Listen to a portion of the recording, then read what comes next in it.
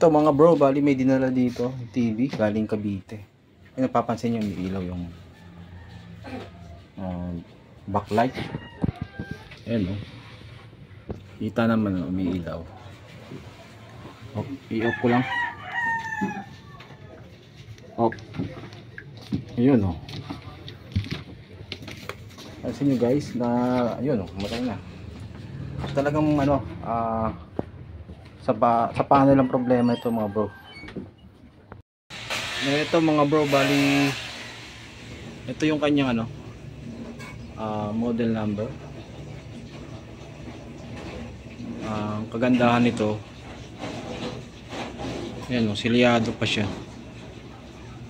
Kasi hindi pa siya nabubuksan.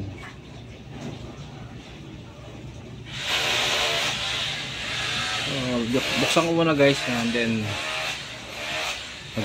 voltage checkin tayo. Ito siya mga bro, bali hindi ko pa natatanggal yung takip ng tiko, no. Ito yung ano, yung power supply. So talagang malaki rin talaga yung supply niya, no. Pero sa board, no, kung iisipin natin parang tinipid yung board, oh, lit lang. Parang ano siya, wala siyang pinagbago sa 55 inches. Tingnan ko tong tikon, bubuksan ko lang. Eto mga bro, nakalas ko na, no? Yan. Maganda yung resolution nito kasi dalawa yung ano niya, oh. Ito pala yung DC-DC niya ito. May tawag dito sa dalawa na to eh. Yung sa resolution niya. Ang ginamit nilang ano, LVDS, isa lang. Pero dito sa kanyang ano, sa kanyang speaker, may nakita akong dugtungan eh. Tanggalin ko lang to.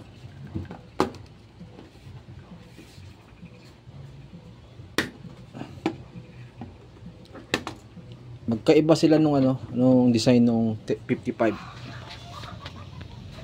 Ayan, may dugtungan siya. Bali ito mga bro, galing pa ng Cavite ito eh.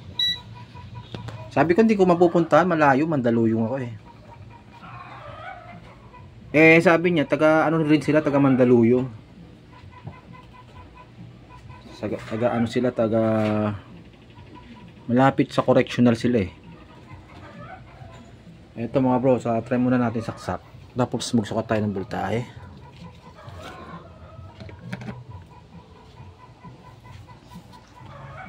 Yan, power on natin dito. Ayun, humilaw na yung backlight niya. Sukat tayo ng ano, BGH.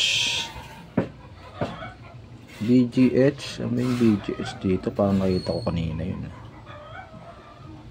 Dito na lang muna tayo sa mga clock niya. Natin magalaw yung camera ko. LC2 mali, naka-ohms ako. Yung LC2 nya, tingnan natin kung nagsaswap. Eto guys, wala oh, hindi nagsaswap yung kanyang LC2. Saka wala rin siyang voltahe sa ano, mga clock nya. Ano lang, 0.4, 0.5. Saan ba yung ano? Teka, magamit ako ng ano, magnifying glass. Teka mo na, ito pala, hindi ko makita eh. BGF, ayun ng BGF dapat meron tong ano, 28 volts dapat to eh. Wala tayong masukat mga bro. Ayun oh, kita nyo. Pero meron tong ano, meron tong supply sa B-in. Ayun, meron oh, 12 volts. Bullet muna natin, bullet. Try muna natin magbaklas nito. Ang ingay ng manok sa taas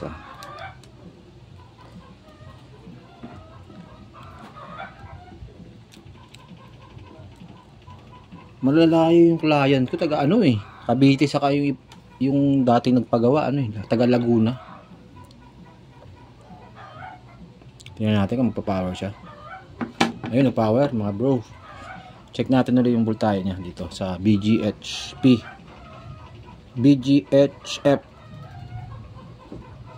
Naku, wala pa rin Naghang na tayo ng BGH mga bro flex dito. Ayun nakahang na yan, wala pa rin. Malamang baka nasa kabila. Tanggal ulit tayo.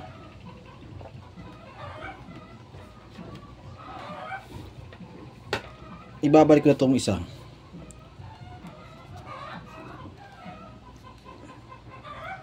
Saglit lang bro, mga bro.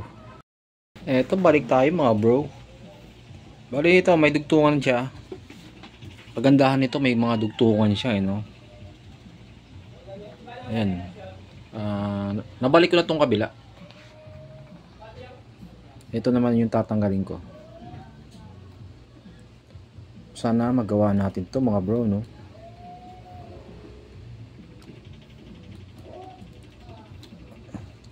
Ayun mga bro, nagkabuhay Ayun meron siyang 30. So alam na natin kung saan tayo focus dito na tayo pa-focus sa sa left side. Yung ginagawa kong mga 55 dito lang yung problema, sa kanya iba, nasa kaliwa ang problema.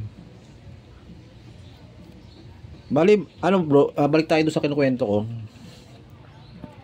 Nangyari yung naunang technician, binuksan niya 3. Ako yung isa lang. Ngayon magkano doon presyo ko doon sa TV na yun sa isa.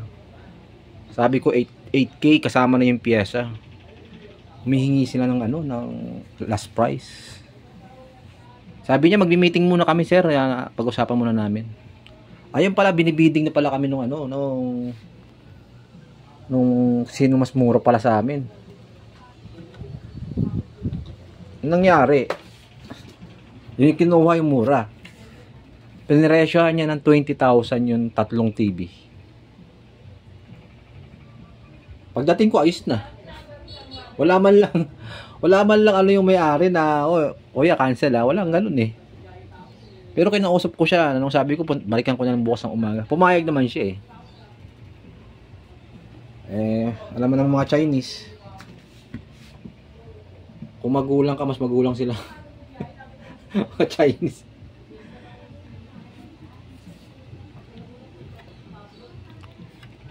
Eto mga bro, dito na tayo sa dito tayo pa-focus sa itong portion na to.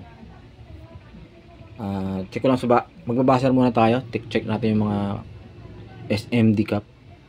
Pause ko muna saglit. Eto mga bro, binuksan ko yung TV Katapos natin i-testing, ako resistant, check ako dito sa mga SMD capacitor. Eto, meron na siyang nagbabasar na siya rito. Etong resistor, capacitor. Yan. Bali dalawa to Dalawa tong nagbabasar. Ibig sabihin, ito saka yan, karugtong. Ayun natin Meron na siyang 39 ohms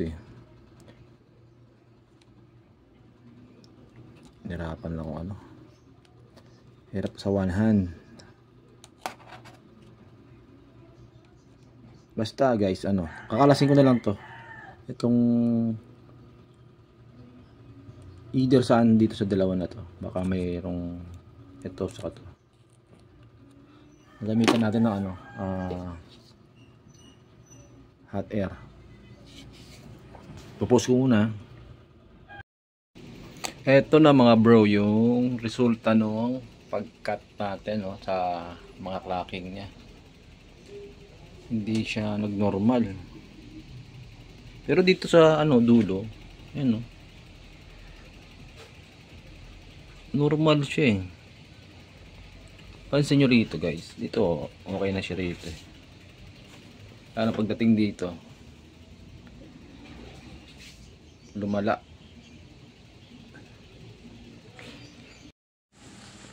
Bali dyan mga guys,